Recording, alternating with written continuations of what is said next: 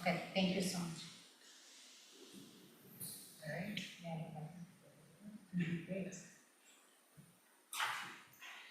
Good evening and welcome to the Norwalk Public Schools Facilities Committee meeting. Today is December 9th, Tuesday, December 9th, and the time is currently 5:05 p.m. This evening, I am joined by fellow chair members Diana Carpio and Ashley Gulias, as well as Dr. Alexander Estrella, members of her cabinet, including Sandra Fayoas, as well as members of the facilities team. To get us started this evening, I would like to ask for an approval of the minutes from our last meeting, which was October 22nd. Were there any edits? I did actually see one, which was the spelling of the word Merrimack was misspelled as Naomi. So on the record, we would like to have that resolved. I will now move the meeting over for review and possible actions to Sandra Fayoas.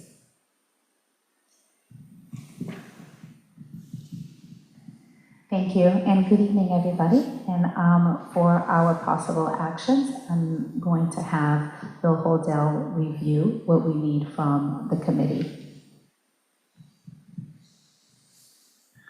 Thank you, everyone. And what I have here is 2 educational specifications that need to be approved because I'm doing 2 grant projects, very much like I've done in the past couple of years.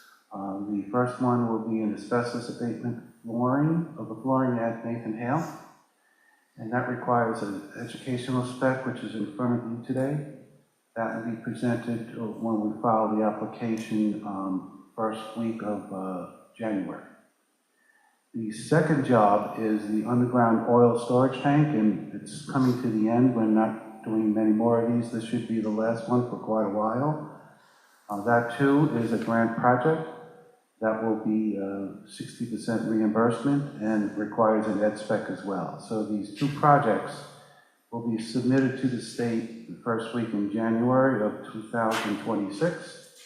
And without these approved, we cannot move forward with the project. Thank you.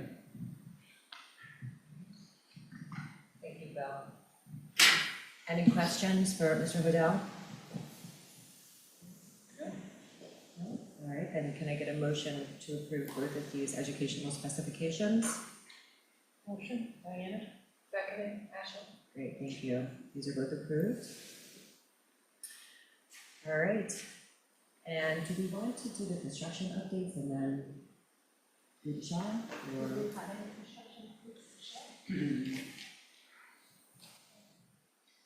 Good evening. This is Alan Rowe.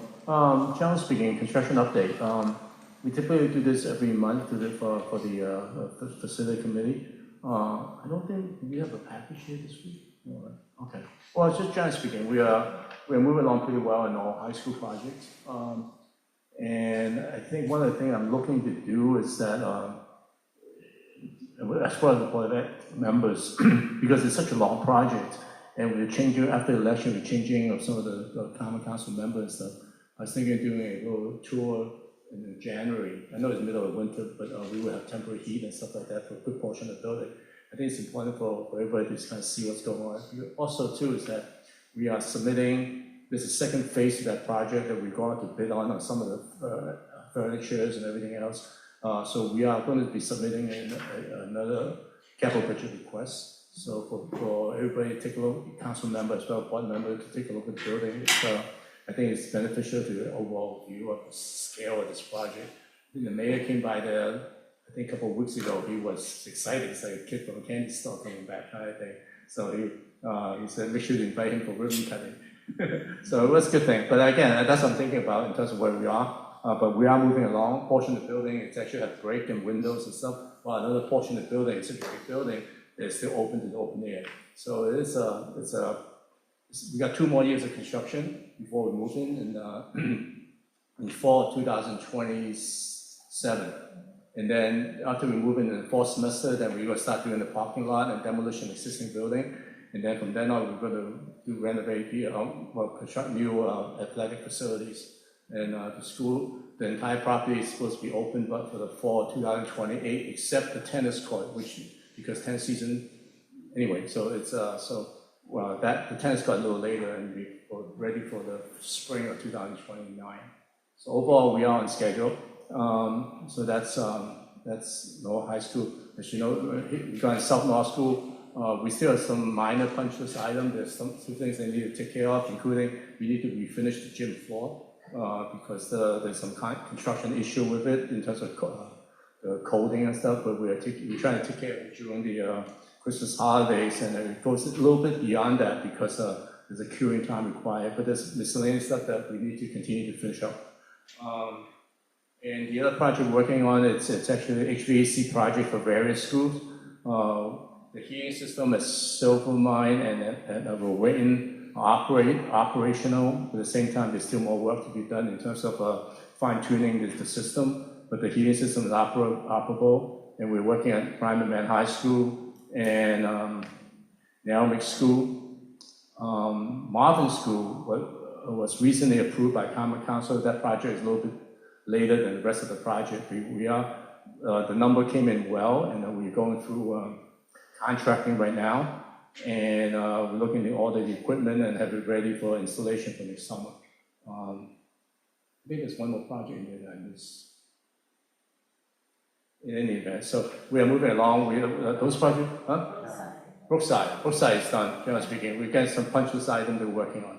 So overall, those 6 projects total about $36 million, and the state reimbursement is 60%. So we are doing pretty well. We anticipate all 6 projects be finished before December of next year.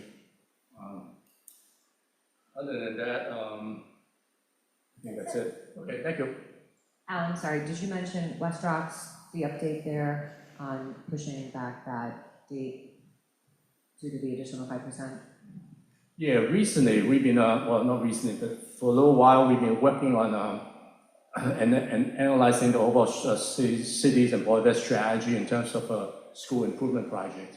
The next project we're looking at is West Rock School, and the strategy there was to actually completely build a new school and demolish existing one. So we're going to build a new school on the same property and then tear it down. So we went through a town hall meeting recently. That information was presented to the public. Subsequent to that, the state actually approved a bill that allows City of Norwalk, or not just for a city like Norwalk, to receive additional 5% of reimbursement rate. So instead of 60%, it would be 65%. Since it's a substantial project, it will probably be over $120 million. So that 5% is quite a bit in terms of actual dollars. So finance department actually went through a whole analysis. City's finance department actually went through a whole analysis, and based on our annual, because the way the bill is set up is that project that's submitted after July 1st of 2026 will be eligible. But then their submission deadline is June 30th. So if we submit a project the coming year, it will not be eligible. So finance department did a whole analysis about what's the difference we postpone it 1 year.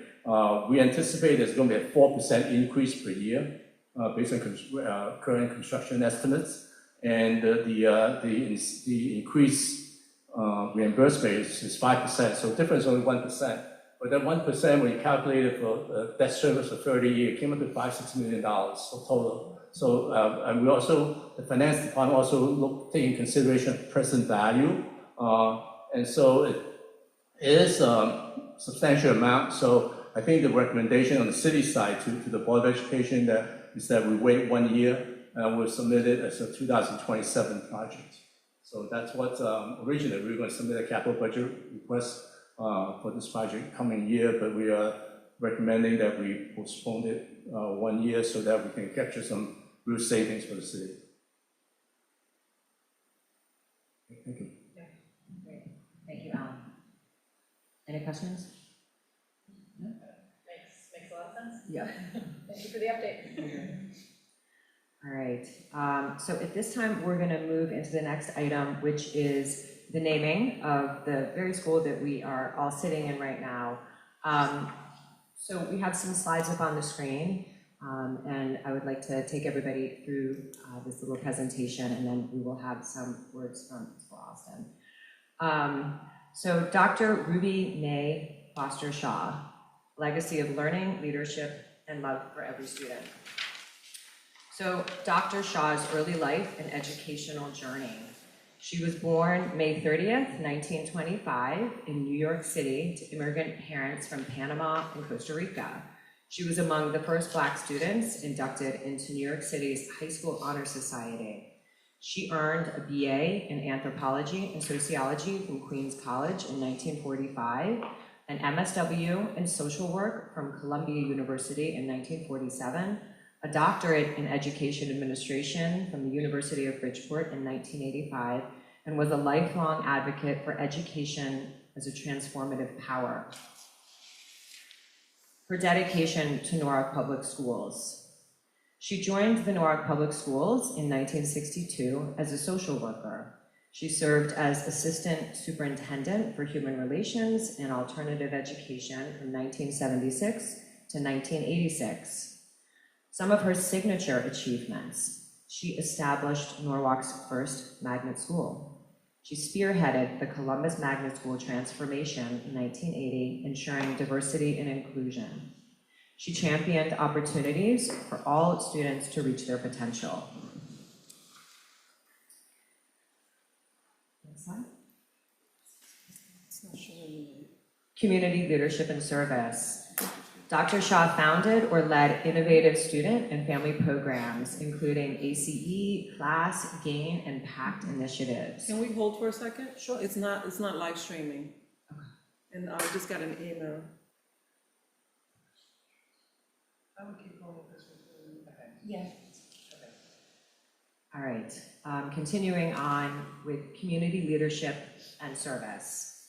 Dr. Shaw also served on boards of numerous organizations, including the Norwalk Hospital, United Way, Maritime Aquarium, and Human Services Council. She guided the I Have a Dream program in 1999 to support minority students in pursuing higher education. She was recognized as a woman of substance by the Connecticut Post in 1994 and was a Volunteer Spirit Award recipient in 2006. Why name a school after Dr. Ruby Shaw? Dr. Ruby Shaw embodied the heart of Norwalk's educational mission: equity, opportunity, and excellence for every student. First-generation American who broke barriers in education, she was a pioneer of inclusive and innovative schooling in Norwalk, a tireless advocate for community collaboration and lifelong learning. Her life's work continues to inspire generations of students and educators. Naming a Norwalk school after Dr. Ruby Shaw ensures her vision that every student matters will live on. So it's with that I would like to announce that this school will be named the Dr. Ruby Shaw Elementary School.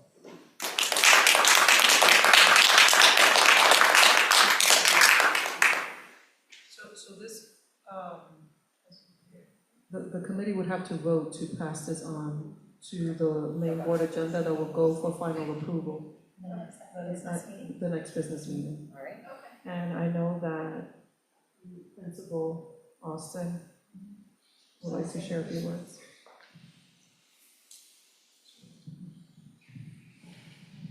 Good evening, everyone.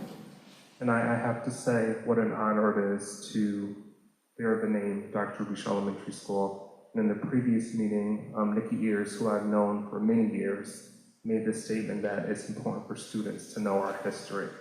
And so these past couple of weeks, our job as a school, our job as an SGC has been to educate families, soon to educate students. And part of the work forward is bearing the name with pride. Some of us, including myself, have benefited from Dr. Ruby Shaw. So I attended Columbus Magnet School as a kindergarten student, a member of the SGC also. We were reminiscing of students who we know who have come through the I Have a Dream program. So we are still bearing and living out her legacy, and I'm excited for our students to learn about why the school is named and how we are honoring her legacy. our next steps are initially we have our student talk show, Shark Time. So we're going to have them present to students just why it's important that we're honoring her legacy, who she was, what she did for Norwalk, as well as parents so that they also know, and just listening to her story. It is a no-brainer that we wouldn't live out her legacy in this space. And so I want to officially present to the members of the panel, and can you come by holding this for a moment? So we have rebranded, and we have our new gear, and you all will be getting one. This is Dr. Ruby Shaw Elementary School. Oh, we Kevin White, I don't think Bill got the assignment. He's like so silly. And I do want to also, our new apparel, we'll be sending out, so each student will get a shirt branding her name, as well as members of the panel and soon our staff. And I also want to share with you the new logo that bears her name as well. And I'll just pass these around. And I thank you all for engaging with us. I thank you for giving us the opportunity to engage with our community. We are living the name forward. We're going to wear it with pride, and I'm excited to bear the name inside, out of the school, through the halls, because she made this all possible. And it's only right that we all know why. So I appreciate all of you. And again, we thank you and welcome to Dr. Ruby Shaw Elementary School.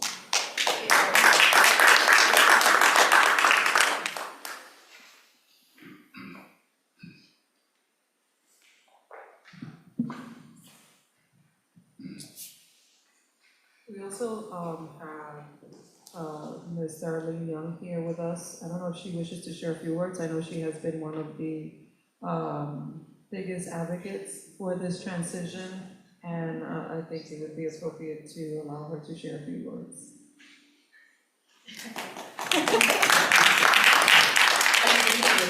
Put on the spot, right? I'm really not. You're used to this, I was gonna say, you're used to this, no? So I just want to say thank you to the Board of Education, to you, to the students, and to all of us who took the opportunity to really listen. And that's what really makes things happen. And I just so appreciate it. I don't care how we got here, we got here. You know, it took us a while, but we got here. And I think, as you said, Principal Austin, it's a no-brainer. And as you had mentioned what Nikki Ayers said, that was what I was kind of thinking, right? How do we remember the people who have impacted our communities? We name buildings after them. We name things after them to keep the legacy and the history alive.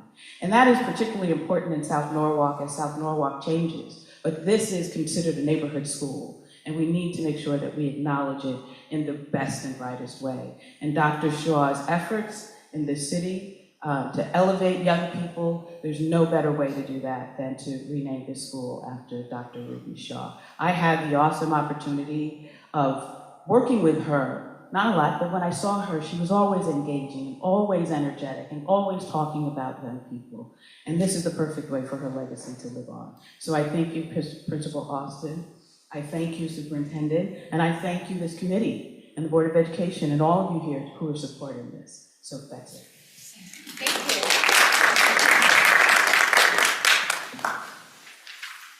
All right, so I think we may have slightly jumped the gun, but we will be taking a vote right now.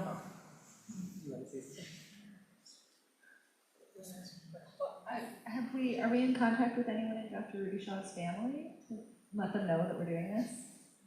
I know that members of the family have reached out to us, Okay. but I think that we will make an attempt to invite them to the next board meeting, so where the formal vote would happen.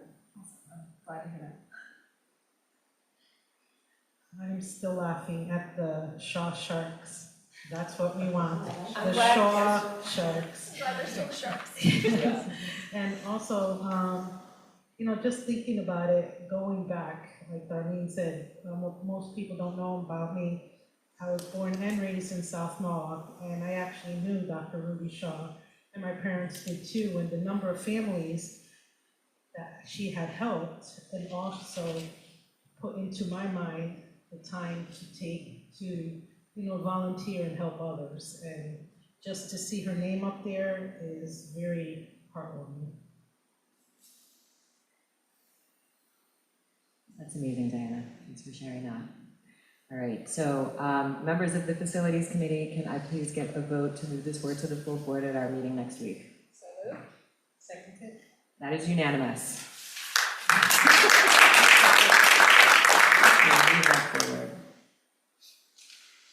And if there's nothing else, I will call for a motion to adjourn. Motion to adjourn for our next meeting. We have to run out of here. Yep. Yes. Okay. Thank you, everybody. Thank you.